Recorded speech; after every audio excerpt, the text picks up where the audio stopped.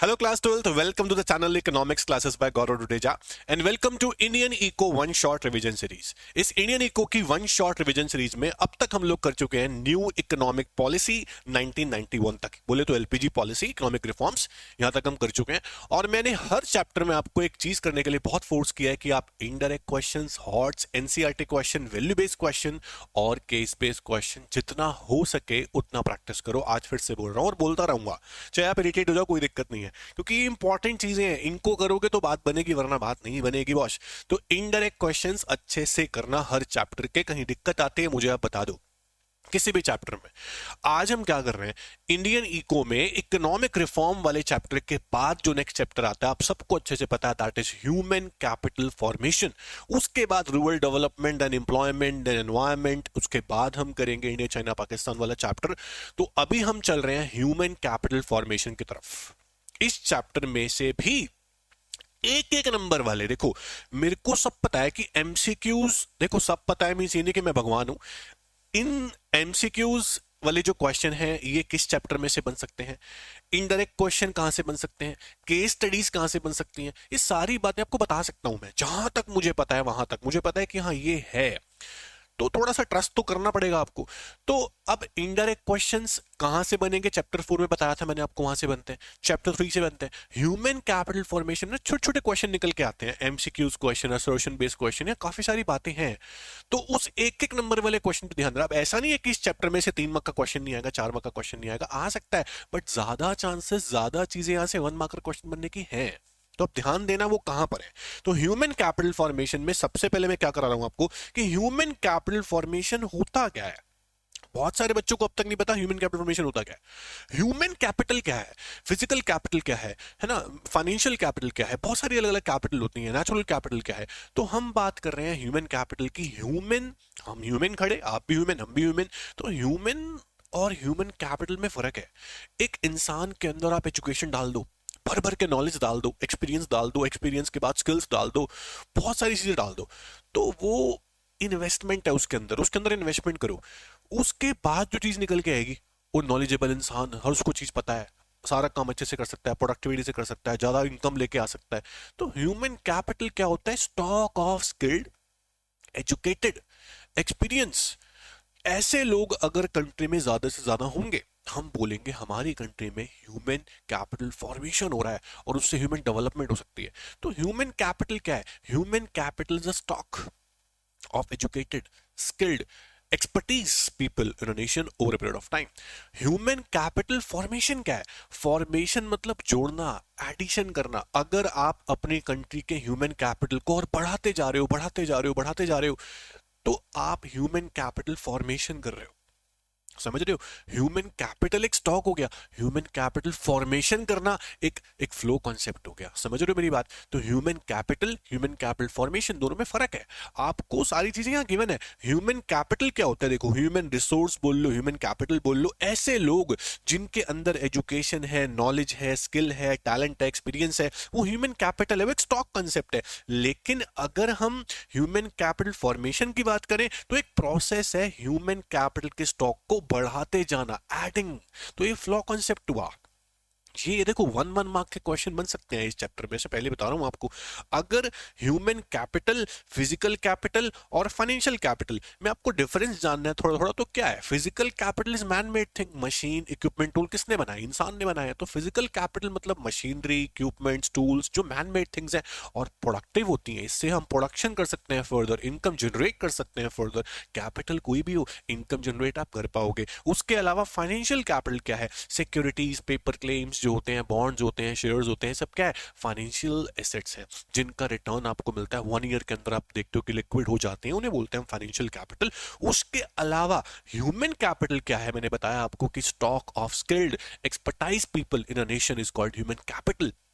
तो तीनों का होना बहुत जरूरी है। अगर अपनी इकोनॉमी की डेवलपमेंट करनी है, अपनी इकोनॉमी के अंदर आपको सोशल डेवलपमेंट करनी है, अपनी इकोनॉमी के अंदर आपको ह्यूमन डेवलपमेंट करनी है, तो आप सब लोगों को ये सब चाहिए। देखो ह्यूमन कैपिटल और ह्यूमन कैपिटल फॉर्मेशन क्या समझ में आ गया। अब सुनो, ह्यूमन कैपिटल और ह्यूमन डेवलपमेंट में क्या फर्क है, इसका क्वेश्चन थोड़ा सा 3 मार्क का आने के चांस है। ह्यूमन कैपिटल और ह्यूमन डेवलपमेंट का क्या रिलेशन है? बहुत सारे बच्चों को इस टॉपिक में डाउट है। ह्यूमन कैपिटल और ह्यूमन डेवलपमेंट का क्या लॉजिक है? उसके बाद हम पढ़ेंगे ये ह्यूमन कैपिटल के सोर्सेज, प्रॉब्लम, इंपॉर्टेंस, बहुत सीधे सीधे टॉपिक है। थोड़ा सा इंपॉर्टेंट टॉपिक जो है ना वो है ह्यूमन कैपिटल और ह्यूमन डेवलपमेंट। पहले वो पढ़ाता हूं आपको। देखो, बहुत सिंपल सी बात है।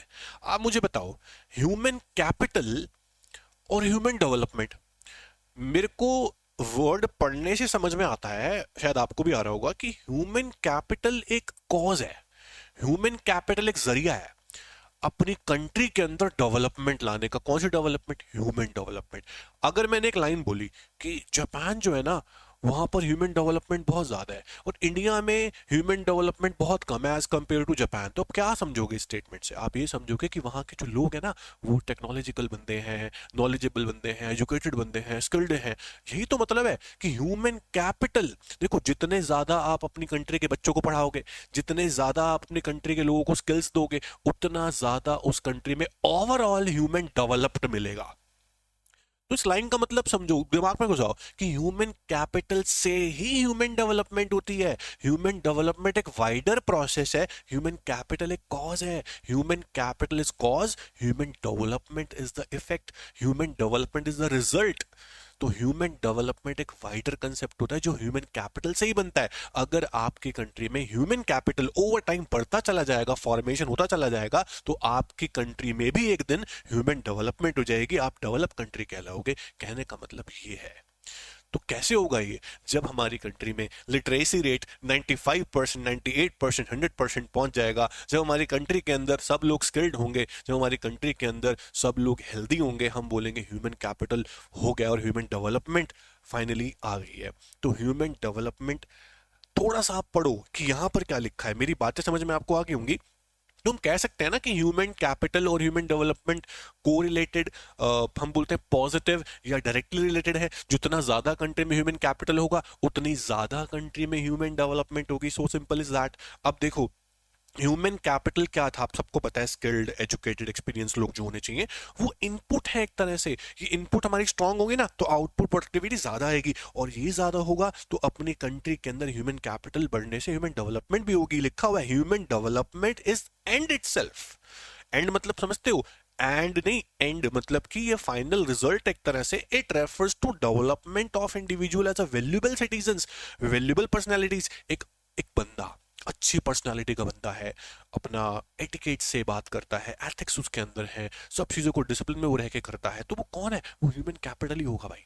हो सकता है कुछ लोग पढ़े लिखे ना हो फिर भी वो लोग डिसिप्लिन में रहते हैं, लेकिन हम डिसिप्लिन की बात सिर्फ नहीं कर रहे हैं, हम बात कर रहे हैं कि एक इंसान में प्रोडक्टिविटी ज्यादा हो, वो हर काम एफिशिएंसी से करता हो, है ना, सोसाइटी को भी डेवलप कर सकता हो, उसको इतना ज्ञान है। तो ह्यूमन कैपिटल वो होता है। तो ह्यूमन डेवलपमेंट जो होगी ना, हर इंसान ऐसा जब बन जाएगा तब बोलेंगे ह्यूमन डेवलपमेंट हो गई। तो ह्यूमन कैपिटल से होगी ह्यूमन डेवलपमेंट। लिखा हुआ है human development occurs when more and more individuals, more and more people in a society are educated, healthy and skilled। ये लाइन ना पूरे टॉपिक को समझा देती है। जब मैंने एक लाइन बोली थी ना टॉपिक शुरू करने से पहले, जिस दिन हमारी कंट्री में सब लोग लिटरेट हो गए, सब लोग एजुकेटेड हो गए, सब लोग स्किल्ड हो गए, ह्यूमन डेवलपमेंट हो जाएगी। वही बात यहाँ लिखी है।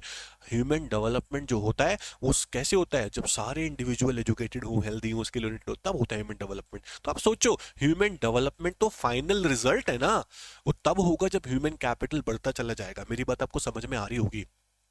तो ह्यूमन कैपिटल और ह्यूमन डेवलपमेंट वाले टॉपिक को अच्छे से करके जाना, मैं आपको बता रहा हूं, ठीक है। उसके बाद नेक्स्ट इज ह्यूमन कैपिटल बनता कैसे है। क्वेश्चन क्या आएगा? ह्यूमन कैपिटल के सोर्स क्या होते हैं, ह्यूमन कैपिटल के कंपोनेंट्स क्या हैं, ह्यूमन कैपिटल के डिटर्मिनेंट्स क्या हैं। तो सबसे पहला प्राइमरी इंपॉर्टेंट जो डिटर्मिनेंट है वो है एजुकेशन। सबसे पहला स्टेप आपके लाइफ में एजुकेशन होता है। आज आप पढ़ रहे हो, कल आप स्किल लोगे, कल आप स्किल लोगे, फिर उसके बाद आप एक्सपीरियंस लोगे, आप ट्रेनिंग लोगे, फिर आप एक अच्छे बंदे बन जाओगे, प्रोडक्टिव बन जाओगे, आप हमको भूल जाओगे, है ना। तो ह्यूमन डेवलपमेंट, ह्यूमन कैपिटल, ये सब बातें इंपॉर्टेंट है। ह्यूमन कैपिटल कैसे बनता है सुनो। सबसे पहला स्टेप इज एजुकेशन।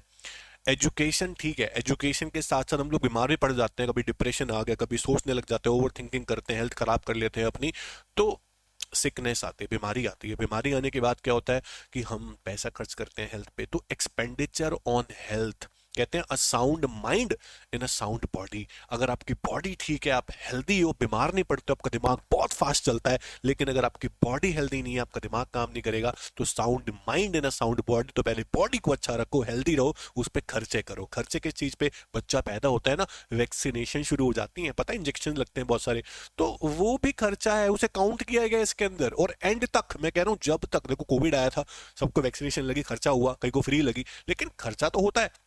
तो हेल्थ पे खर्चा भी उतना जरूरी है जितना एजुकेशन पे जरूरी है, but education is primary important, है ना। एजुकेशन के बाद हेल्थ पे खर्चा। अब उस इनसे क्या होगा? अगर एजुकेशन पे खर्चा होगा तो ये कंजम्पशन नहीं है, एजुकेशन पे खर्चा करना इन्वेस्टमेंट है, क्योंकि आपकी एजुकेशन पे आपके पेरेंट्स जो बहुत मेहनत करके ना, बहुत सेक्रीफाइसेस करके खर्चा कर रहे हैं, उसका रिटर्न आप बहुत ज्यादा कमाओगे जिंदगी में। और रिटर्न ना ज्यादा होगा कि आप उसको एस्टिमेट नहीं कर पाओगे कितना हमारे पे उसकी वैल्यू नहीं है, मतलब उसको अनमोल चीज है जो खर्चा आपके ऊपर आज हो रहा है, तो उसको आप बराबर नहीं कर सकते हो, लेकिन जो रिटर्न होगा वो ज्यादा होगा। इट मींस कि एजुकेशन एक इन्वेस्टमेंट है, तभी तो रिटर्न दे रही है ना।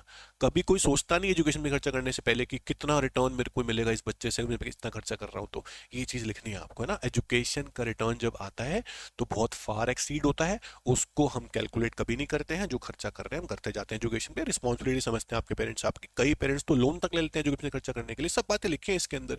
उसके बाद इनसे होगा क्या? इनसे ह्यूमन कैपिटल बनेगा। तो आपको ह्यूमन कैपिटल बनाने के चक्कर में खर्चा किस पे हो रहा है? एजुकेशन पे, हेल्थ पे। उसके बाद सोचो, तीसरा कंपोनेंट को ध्यान से सोचो, माइग्रेशन। बहुत ध्यान से सोचो, सेकंड के बाद थर्ड, ऑन जॉब ट्रेनिंग। मैंने कहा था पहले आप एजुकेशन ले रहे हो, एजुकेशन लेने के बाद आप क्या लोगे? आप कोई स्किल्ड कोर्स करोगे, है ना। आफ्टर 12th क्लास ग्रेजुएशन करोगे, पीजी करोगे, साथ साथ कोई कोर्स करोगे आप अच्छा प्रोफेशनल, कि आप कुछ स्किल्स ले सको जिससे आप पैसे कमा सको। उसके बाद आप जॉब ज्वाइन करोगे, जॉब पे आपकी ट्रेनिंग होगी काम करना कैसे है। तो ऑन जॉब ट्रेनिंग पे भी या ऑफ जॉब ट्रेनिंग पे भी आपका खर्चा होगा, और वो खर्चा आप लोग तो नहीं करोगे, पर आप टाइम तो इन्वेस्ट करोगे ना। और दूसरी चीज, वो खर्चा कंपनीज करेंगे, कोई मर्जी करेगा, खर्चा तो करना पड़ रहा है। एक इंसान को ह्यूमन कैपिटल बनाने के लिए उसको ट्रेनिंग भी देनी पड़ती है, और ट्रेनिंग पे भी खर्चा तो लगता है, चाहे कंपनी का लगे चाहे हमारा लगे। तो on job training is the next source. किस चीज के लिए? ह्यूमन कैपिटल को जनरेट करने के लिए। समझ में आ रही है बात? उसके बाद मेरे को बता सकता है कि माइग्रेशन पे खर्चा, देखो इसका पूरा पॉइंट है एक्सपेंडिचर ऑन माइग्रेशन। माइग्रेशन पे खर्चा करने से ह्यूमन कैपिटल कैसे बन जाता है भाई? माइग्रेशन क्या होता है? Movement of person from one place to other place for better job opportunities या better skill opportunities। अगर कोई एक इंसान यहां से कहीं और दूसरे स्टेट में जा रहा है, दूसरी सिटी में जा रहा है, दूसरी कंट्री में जा रहा है, मैं कह रहा हूं, तो खर्चा कर रहा है आने जाने का, वहां रहने का, वहां सोने का, वहां किराए पे रूम लेने का, खाने पीने का, बहुत खर्चा हो जाएगा, ट्रैवलिंग का, सब चीज का मिला के। तो आपका खर्चा माइग्रेशन पे हो रहा है। क्यों कर रहे हो ये खर्चा? क्योंकि आपको शायद यहां वो स्किल्स नहीं दिख रही थी जो मेरे को वहां मिलनी थी, शायद जो आपने स्किल्स ले रखी हैं उसका यूज आप यहां नहीं दिखा पा रहे थे कि आपको वहां अपॉर्चुनिटी मिली। कई बार कंपनीज बहुत दूर दूर होती हैं, आपके घर के आसपास नहीं होते, आपको जाना पड़ता है अपने स्किल्स को एनहांस करने के लिए। तो एक इंसान अपनी स्किल्स को एनहांस करने के लिए कहीं भी जाता है, खर्चा करता है। क्यों? अपनी स्किल्स को और एनहांस करने के लिए, बोला ना मैंने। तो अपनी स्किल्स एनहांस करोगे तो आप ह्यूमन कैपिटल और बनोगे ना। तो ह्यूमन कैपिटल बनने के लिए खर्चा करना पड़ सकता है माइग्रेशन पे भी आपको। और बहुत लोग करते हैं दुनिया में, आज सब लोग बाहर जाते हैं। मैं कंट्री की बात नहीं कर रहा, जो लोग अफोर्ड नहीं कर पाते कंट्री को, तो वो अपने अपने ही इंडिया के अंदर रह के किसी और सिटी, किसी और स्टेट में जाते हैं कि मैं अपने स्किल्स को और बढ़ा सकूं थोड़ा और। तो ये भी ह्यूमन कैपिटल बढ़ाने का जरिया है। उसके बाद next is expenditure on information. Very important point. पता है आपको कि इंफॉर्मेशन हम अपने लाइफ में कई जगह से कई बाहर लेते हैं। कुछ इंफॉर्मेशन ऐसी होती हैं जो हमें हर कोई नहीं दे सकता, उसके लिए स्पेशलाइज्ड पर्सन को चूज करना पड़ता है। 12th के बाद बहुत सारे बच्चे काउंसलर को चूज करते हैं, काउंसलिंग करवाते हैं कि 12th के बाद मेरा क्या पोटेंशियल है, मैं क्या कर सकता हूँ। काउंसलर 10,000 20,000 15,000 लेके चला जाता है, तो उसको कुछ दे के भी तो जाता है, उसको ज्ञान दे के गया, आप में क्या पोटेंशियल है, उसको उसको मिलाकर गया, उसकी जो कैपेबिलिटीज है उससे। तो एक्सपेंडिचर ऑन इंफॉर्मेशन भी एक खर्चा है। किस लिए? आपकी नॉलेज बढ़ी, तो knowledge is a part of human capital बेटा। नॉलेज जहां से बढ़े खर्चा करके, तो अपने ह्यूमन कैपिटल का पार्ट है वो नॉलेज बढ़ी। वो आपको नहीं पता, जो वो किसी को नहीं पता, जो आपको पता चल गया, आप काउंसलर को पैसे देके, हो सकता है ना आप बताते ही नहीं भाई उसने क्या, तो अपनी ये एक्सपेंडिचर्स है। अच्छा, 12th के बाद ये खर्चा हुआ, उसके बाद जब बंदा स्किल ले लेता है, तो कई बार क्या होता है, कुछ लोग जॉब अपॉर्चुनिटीज का इंफॉर्मेशन लेने के लिए, है ना, जॉब मार्केट की जानकारी लेने के लिए भी खर्चा करते हैं। बहुत सारे एजेंट्स के ऊपर कमीशन पैसे देते हैं, फीस देते हैं कि बताएं हमें, तो इस पे भी खर्चा हो सकता है, वो भी आपके नॉलेज बढ़ा रहा है। तो ह्यूमन कैपिटल बढ़ाने के लिए इंफॉर्मेशन पे भी खर्चा आपको करना पड़ सकता है बेटा। उसके बाद ये मैंने करा दिया आपको, एक्सपेंडिचर हो गए सारे हमारे। एक इसमें पॉइंट और ऐड कर सकते हो आप, expenditure on study programs for adults.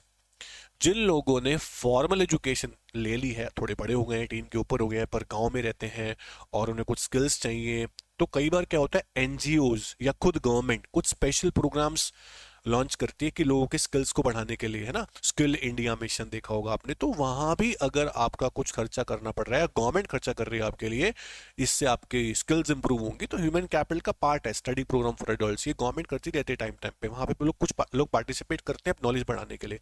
तो ये सारे डिटर्मिनेंट्स है कि ह्यूमन कैपिटल कैसे बढ़ता है, कैसे बढ़ता है, एक्सपेंडिचर ऑन एजुकेशन से बढ़ता है, एक्सपेंडिचर ऑन हेल्थ से बढ़ता है, expenditure on on job training से बढ़ता है, एक्सपेंडिचर ऑन इंफॉर्मेशन से बढ़ता है, एक्सपेंडिचर ऑन माइग्रेशन से बढ़ता है, expenditure on study program for adult से बढ़ता है। ये सारी चीजें जो है ह्यूमन कैपिटल को बढ़ाती हैं, इसलिए ये डिटर्मिनेंट्स कहलाते हैं ह्यूमन कैपिटल फॉर्मेशन की। क्वेश्चन में डिटर्मिनेंट्स आ जाए, सोर्स आ जाए, ये सब आपको लिखना है। उसके बाद अब नेक्स्ट चीज जो आती है वो ये है कि ह्यूमन कैपिटल की क्या इंपॉर्टेंस है। अगर ह्यूमन कैपिटल बन भी गया तो क्या हो जाएगा, अरे बहुत कुछ हो जाएगा। तीन इंपॉर्टेंस है, बड़े काम की है। पहली इंपॉर्टेंस है, सबसे पहले सोचो, एक मैं आपको एग्जांपल देता हूं। आज आप क्लास 12th में हो, कल आप मान लो भगवान करे आप सीए बन गए, आप सीएस बन गए, आप बहुत बड़े आदमी बन गए, मैं कह रहा हूँ। उसके बाद आप जब मान लो आपने सीए कर लिया, पास हो गए, फर्स्ट अटेम्प्ट में क्लियर कर लिया सब कुछ, आपने आप सीएस बन गए, आपने आईसीडब्ल्यूए किया, फिर सीएमए किया, आप वो बन गए, आप कुछ भी बने, सबसे पहले क्या लगेगा आपको, सबसे पहले कहां से आवाज आएगी, सबसे पहले अंदर से आवाज आएगी हमारे कि यार मैं कुछ बन गया। सबसे पहले आपकी इमोशनल ग्रोथ होगी, सबसे पहले आपके अंदर पॉजिटिव एस्पिरेशंस आएंगी, सबसे पहले आपके अंदर पॉजिटिव एटीट्यूड आएगा कि मैं कुछ बन गया हूं, मैं कुछ कर सकता हूं अपने घर वालों के लिए, अपने लिए। तो सबसे पहले इमोशनल ग्रोथ होती है। जब देखो एक इंसान अंदर से बिल्कुल मरा सा हुआ है, उसके अंदर थॉट्स ही नहीं आ रहे, कुछ पॉजिटिव ही नहीं है, वो जिंदगी में कुछ नहीं कर सकता। जिस इंसान के अंदर पॉजिटिविटी रहती है ना कि मैं कुछ कर सकता हूं, आप कुछ तब कर सकते हो जब आपने पढ़ाई अच्छी कर ली है, कुछ कोर्सेज कर लिए हैं, आप कुछ बन गए हो। तो पहले इमोशनल ग्रोथ होती है ना, पॉजिटिव एस्पिरेशंस आते हैं, उसके बाद ही आप कहीं जॉब करते हो, आप मटेरियल चीजों में चले जाते हो, आप चीजें बनाने लगते हो, है ना, आप प्रोडक्टिविटी जनरेट करने लगते हो, आप कंट्रीब्यूशन देते हो जीडीपी के अंदर, अपनी कंट्री के अंदर, क्योंकि आप कुछ बन गए। तो पहले तो इमोशनल ग्रोथ होगी, उसके बाद मटेरियल ग्रोथ, मतलब मनी, चीजें, पैसा, एसेट्स, सब बाद में बनेगा। पहले आपकी इनर ग्रोथ होगी, फिर आउटर ग्रोथ होगी। तो ये सब कैसे हुआ, ह्यूमन कैपिटल बनोगे तभी तो होगा, ऐसे कैसे हो जाएगा। तो ह्यूमन कैपिटल से क्या होता है, इमोशनल ग्रोथ होती है और उसके बाद मटेरियल ग्रोथ होती है। दोनों लिखिए, फर्स्ट पॉइंट आ गया समझ आपको। दूसरा, अगर एक बंदा अनएजुकेटेड है, अनपढ़ है, अनस्किल्ड है, अनट्रेन्ड है, कुछ नहीं पता, उसके हाथ में मशीन दे दी आपने बहुत बड़ी, वो नहीं चला पाएगा, चला भी तो टूट फूट करेगा, तोड़ेगा फोड़ेगा और कुछ नहीं करेगा। एक इंजीनियर है, जैसे हम ह्यूमन कैपिटल बोलते हैं, ह्यूमन कैपिटल एग्जांपल क्या होते हैं, डॉक्टर्स, लॉयर्स, इंजीनियर्स, टीचर्स, ये सब क्या है, ह्यूमन कैपिटल है, प्रोफेशनल जितने भी होते हैं। तो ये लोग मशीनरीज को, जैसे कि मैंने बोला कि इंजीनियर को मशीन दे दो, एक ऐसे नॉर्मल बंदे को मशीन दे दो, कौन अच्छे से चला पाएगा, कौन अच्छे से मशीन की प्रोडक्टिविटी निकाल पाएगा, आउटपुट ज्यादा निकाल पाएगा, तो वो है ह्यूमन कैपिटल यानी कि इंजीनियर। तो ह्यूमन कैपिटल का फायदा ये है कि फिजिकल कैपिटल यानी मशीन वगैरह जो है उनको अच्छे से यूज करके जितना आउटपुट निकाल सकता है ना उतना निकालेगा, जितना उनका जूस निकाल सकता है ना उतना निकालेगा। तो ये फिजिकल कैपिटल की यूज करने की बात है, और वो कौन अच्छा कर सकता है, ह्यूमन कैपिटल कर सकता है। ह्यूमन कैपिटल हमारी कंट्री में जितने ज्यादा से ज्यादा होंगे उतनी ज्यादा हमारी कंट्री के अंदर, देखो एक दिमाग बहुत अच्छा है, 9 दिमाग बेकार है। अब 10 में से 9 बहुत बढ़िया दिमाग है, एक बेकार है, तो 9 दिमागों के अंदर कितने इनोवेटिव आइडिया आते होंगे। तो जितने ज्यादा ह्यूमन कैपिटल उतने ज्यादा दिमाग अच्छे अच्छे, उतने ज्यादा इनोवेटिव आइडियाज, उतनी ज्यादा इनोवेशन, उतनी ज्यादा मॉडर्नाइजेशन कंट्री में, तो कंट्री अपने आप डेवलप होगी। तो इनोवेशंस कैसे होती हैं, ह्यूमन कैपिटल ज्यादा होता है तब इनोवेशन आइडियाज आते हैं, ये आपको पॉइंट लिखना है। उसके बाद जितना ज्यादा ह्यूमन कैपिटल होगा उतना ज्यादा सब लोग काम कर रहे होंगे, अनएम्प्लॉयड नहीं बैठे होंगे। ह्यूमन कैपिटल अनएम्प्लॉयड बैठ सकता है, नहीं बैठ सकता। ह्यूमन कैपिटल करने के काम ढूंढ लेगा। ह्यूमन कैपिटल जो है वो क्या जनरेट करते हैं, हमारी कंट्री में ज्यादा आउटपुट, ज्यादा प्रोडक्टिविटी, मतलब कि जितने ज्यादा लोग ह्यूमन कैपिटल होंगे उतना पार्टिसिपेशन रेट बढ़ेगा। किसमें पार्टिसिपेशन सर, क्लियर करो। पार्टिसिपेशन प्रोडक्टिव एक्टिविटीज में, यानी कि प्रोडक्शन में, जीडीपी कंट्रीब्यूशन में, एम्प्लॉयमेंट जनरेट होगी। कहने का मतलब ये है। और सोसाइटी में जो रिच पुअर का गैप है वो कम भी हो सकता है अगर लोग पढ़े लिखे हो जाएंगे तो, है ना। पर मेन दिक्कत तो यही आती है ना, पढ़ना लिखना तो मुश्किल है। कई कई लोग बेचारे गरीब लोग हैं, नहीं खर्चा कर पाते, एजुकेशन नहीं मिल पाती, तो बहुत कमियां भी है, वो हम पढ़ेंगे नेक्स्ट टॉपिक में प्रॉब्लम क्या है। अभी इंपॉर्टेंस पे ध्यान दो। तो ह्यूमन कैपिटल की प्रॉब्लम का टॉपिक आ गया, लेकिन प्रॉब्लम से पहले इंपॉर्टेंस को एक बार दोहरा लेते हैं, रिवाइज कर लेते हैं। सबसे पहली इंपॉर्टेंस थी इमोशनल एंड मटेरियल ग्रोथ होगी इंसान के अंदर। दूसरा, ह्यूमन कैपिटल फिजिकल कैपिटल को अच्छे से यूटिलाइज कर पाएगा, प्रोडक्टिविटी ज्यादा निकाल पाएगा। तीसरा, इनोवेटिव स्किल्स आएंगी। चौथा, पार्टिसिपेशन ज्यादा कर पाएगा, रिच पुअर में गैप कम हो जाएगा क्योंकि वो पैसा कमाने लगेगा। उसके बाद प्रॉब्लम, हमारी कंट्री में ह्यूमन कैपिटल क्यों नहीं बन पाता। सबसे बड़ी बात है पॉपुलेशन की। पॉपुलेशन इतनी तेजी से बढ़ रही है कि बेचारे लोगों को बेनिफिट, लाइन लंबी लंबी लगी हुई है। आप देखो, किसी को बहुत अच्छे कॉलेज में एडमिशन लेना है और लोग बहुत ज्यादा है, सीट्स बहुत कम है, कितना कंपटीशन है। सोचो, लोग कम होते, सबको सीट मिल जाती। तो पॉपुलेशन ज्यादा होने से बेनिफिट्स कहीं ना कहीं रह जाते हैं। ह्यूमन कैपिटल में सिर्फ एजुकेशन नहीं आता, हेल्थ भी आता है। हॉस्पिटल्स के बाहर कितनी लाइन लगी होती है, रूम्स नहीं खाली, बेड्स नहीं खाली थे कोविड के टाइम पे, याद होगा आपको। क्यों? पॉपुलेशन बहुत ज्यादा है। तो पॉपुलेशन ज्यादा होने से अवेलेबिलिटी कम हो जाती है, सब लोग को सब चीज नहीं मिल पाती बेटा। ये प्रॉब्लम है हमारी कंट्री की। दूसरी चीज है ब्रेन ड्रेन, बड़ी दिक्कत है यार। हर इंसान को चाहिए ज्यादा सैलरी, ज्यादा पैसा, ज्यादा अपॉर्चुनिटी, बड़ी सब कुछ। तो अगर किसी को दूसरी कंट्री से ऑफर आता है कि यहाँ तू 1 लाख कमा रहा है, वहां 5 लाख कमाएगा, आजा, कौन नहीं जाएगा? बहुत लोग चले जाते हैं। तो ह्यूमन कैपिटल बन गया, एक इंसान एजुकेटेड हो गया, स्किल भी ले ली, अच्छी जॉब मिल गई, बहुत पैसा कमा रहा है, प्रोफेशनल बन गया, उसको ऑफर आ गया बाहर कंट्री से, वो चला गया बाहर। तो हमारी कंट्री का लॉस क्या है?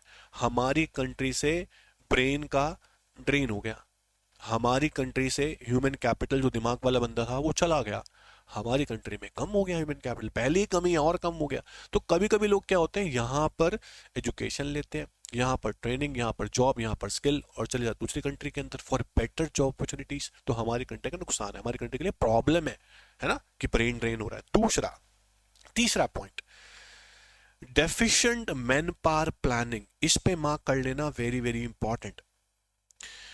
कई बार क्या होता है, देखो पॉइंट कान खोल के सुनना, deficient man power planning, man इंसान, पावर प्लानिंग, यानी कि हम अपनी कंट्री में देखते हैं कि इस तरह के लोगों की डिमांड है। इंजीनियर्स चाहिए बहुत सारे, तो इंजीनियरिंग करते हैं।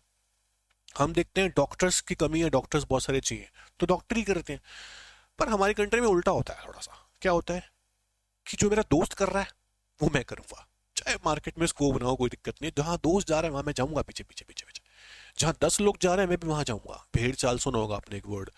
तो हमारी कंट्री में ऐसा थोड़ा सा यार, इसको प्लानिंग नहीं बोलते। प्लानिंग क्या है? आप सोचो, आपके देश में आगे क्या आ रहा है, किसका जमाना आ रहा है, किसका स्कोप है, किसकी डिमांड होने वाली है, तो वही कोर्स आपको करना चाहिए। इसे बोलते हैं प्लानिंग। ताकि ये ना हो कि कल को जो आपने किया है वैसे लोग 10 और खड़े हुए हैं आपके आगे लाइन में, लेकिन नौकरी ही नहीं है, उसकी डिमांड ही नहीं है। तो इसे बोलते हैं डिमांड सप्लाई का इम्बैलेंस। लेबर बहुत मात्रा में अवेलेबल है, उसकी डिमांड ही नहीं है जिस तरह की चाहिए।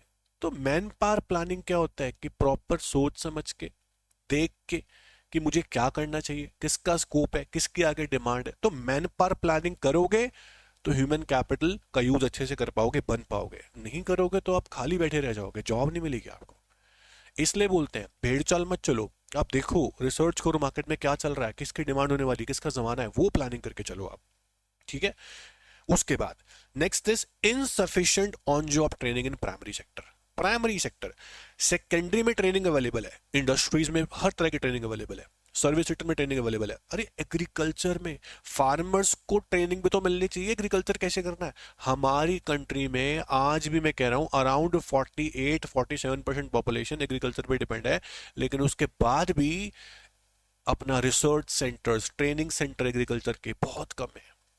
कोर्सेज तो डेवलप कंट्री में इसके लिए भी कोर्सेज होते हैं, हमारे यहाँ भी है बट बहुत कम है। तो फार्मर को क्या मिलनी चाहिए, ट्रेनिंग। प्राइमरी सेक्टर की बात हो रही है ना, ताकि वो फार्मिंग की नहीं सिर्फ रिलेटेड एक्टिविटी और भी होती है, डेयरी डेयरी प्रोडक्शन हो गया और कुछ हो गया, तो इनमें ट्रेनिंग ज्यादा मिलनी चाहिए कि हमारे यहाँ फार्मर भी डेवलप हो जाए भाई, ज्यादा प्रोडक्शन कर सके। इसकी कमी है, ह्यूमन कैपिटल नहीं है एग्रीकल्चर में ज्यादा हमारी कंट्री के अंदर। पांचवा पॉइंट है lack of academic standards. Academic मतलब एजुकेशन की बात हो रही है, पढ़ाई की बात हो रही है। तो हमारे यहाँ की जो एजुकेशन, यूनिवर्सिटीज बहुत सारी हैं, स्कूल्स बहुत सारे हैं, बट आपने देखा होगा हमारे स्कूल्स में इंडिया के अंदर ज्यादा वोकेशनल कोर्सेज, वोकेशनल कोर्सेज क्या होते हैं, जिसमें हम स्किल्स सीखते हैं, ऐसे कोर्सेज जिसकी वजह से हम कुछ प्रैक्टिकल सीखें और कल को कुछ पैसे कमा पाए। तो वैसे कोर्सेज जैसे कि हम बोलते हैं म्यूजिक सिखा दिया, देखो म्यूजिक कोर्स तो अवेलेबल होता है, लेकिन वो प्रैक्टिकली सिखाना, म्यूजिकल हो गया, कंप्यूटर कोर्स हो गया, लैंग्वेजेस हो गई, बहुत सारी चीजें, डिजिटल मार्केटिंग हो गया, वेब डिजाइनिंग हो गया, बहुत सारे कोर्सेज होते हैं जिससे आप स्किल्स लेके अपना कुछ पैसे कमा सको। तो वोकेशनल कोर्सेज, हमारे यहाँ थ्योरेटिकल सब्जेक्ट पे बहुत ज्यादा फोकस है, थ्योरेटिकल नॉलेज पे बहुत ज्यादा मतलब जोर है कि यही कराओ, ये कराओ, ये कराओ। प्रैक्टिकल नॉलेज डेवलप कंट्री में जैसे होती है, वो चीजें अगर आ जाएं 8-9 क्लास से ही, तो बच्चा क्या का क्या बन जाए और बढ़िया ह्यूमन कैपिटल बन जाए। तो इसे बोलते हैं low academic standard. Education is only degree oriented, not job oriented, या only theoretical knowledge not practical knowledge, ये चीजें डीमेरिट्स में आती है, एजुकेशन की ह्यूमन कैपिटल की प्रॉब्लम है। अब एक टॉपिक आता है, क्या एजुकेशन असेंशियल एलिमेंट है ह्यूमन के लिए? ओ यार, एजुकेशन एसेंशियल नहीं हो सकता, बहुत जरूरी है। एजुकेशन तो सबसे पहले प्राइमरी है, यस एसेंशियल। एजुकेशन क्या होता है, एक प्रोसेस है, लर्निंग, टीचिंग। तो इन स्कूल या कॉलेजेस तो एजुकेशन एक वाइडर कंसेप्ट है। लिटरेसी मतलब सिर्फ पढ़ सकता हो, लिख सकता हो। एजुकेशन एक वाइडर कंसेप्ट है, एजुकेशन खत्म नहीं होती, कहते हैं ना। तो एजुकेशन क्यों एसेंशियल है, उसकी कुछ इंपॉर्टेंस लिखनी पड़ेगी उसमें आपको। एजुकेशन से पर्सनालिटी इंप्रूव होती है, एजुकेशन से हमारा मेंटल हॉरिजॉन एक्सपैंड होता है, सोच समझने की क्षमता हमारी बढ़ जाती है ना। हम एटिकेट्स में, डिसिप्लिन में आ जाते हैं। तो बहुत लॉयल्टी है टुवर्ड्स फैमिली, हम बोल सकते हैं कि हाँ जिसमें आनी चाहिए आ सकती है, बाकी लोग तो भाई अलग ही हैं। तो एजुकेशन से जो फायदे हैं वो आप लिखो, है ना। रिस्पॉन्सिबल सिटीजन, टेक्नोलॉजिकल इनोवेशंस, है ना, expand mental horizon, greater participation, educated बंदे ज्यादा काम करेगा इकोनॉमी के अंदर, कल्चरल स्टैंडर्ड इंप्रूव होता है, डेवलप ह्यूमन पर्सनालिटी। ये एजुकेशन की इंपॉर्टेंस है। ये क्वेश्चन बहुत ज्यादा इंपॉर्टेंट नहीं है, बट आप एक बार पढ़ना जरूर। अच्छा अब सुनो, एक टॉपिक है जो मैं मानता हूं वेरी वेरी वेरी इंपॉर्टेंट। क्या गवर्नमेंट का एजुकेशन और हेल्थ सेक्टर में आना कंपलसरी है आज की डेट में या नहीं? इंटरवेंशन जरूरी है कि नहीं? यस।